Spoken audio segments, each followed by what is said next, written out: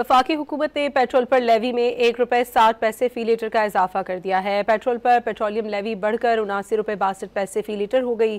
Petrol पर levy में इजाफा करके शहरियों को कीमत में कमी से महरूम किया है। हुकूमत ने हाई स्पीड डीजल पर पेट्रोलियम लेवी में ₹1.60 फी लीटर कमी की है, जिसके बाद हाई स्पीड डीजल पर पेट्रोलियम लेवी कम करके ₹75.41 फी लीटर मुकर्रर की गई है। वफाकी हुकूमत ने पेट्रोल पर लेवी में ₹1.60 फी लीटर का इजाफा कर दिया है। पेट्रोल पर पेट्रोलियम लेवी बढ़कर ₹79.62 फी लीटर हो गई।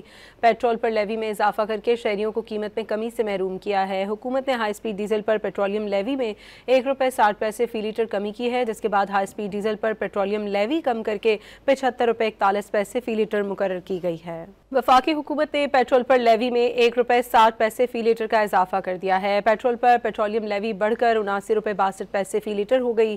पेट्रोल पर लेवी में इजाफा करके शहरियों को कीमत में कमी से महरूम किया है। हुकूमत ने हाई स्पीड डीजल पर पेट्रोलियम लेवी में ₹1.60 फी लीटर कमी की है, जिसके बाद हाई स्पीड डीजल पर पेट्रोलियम लेवी कम करके ₹75.41 फी लीटर मुकर्रर की गई है।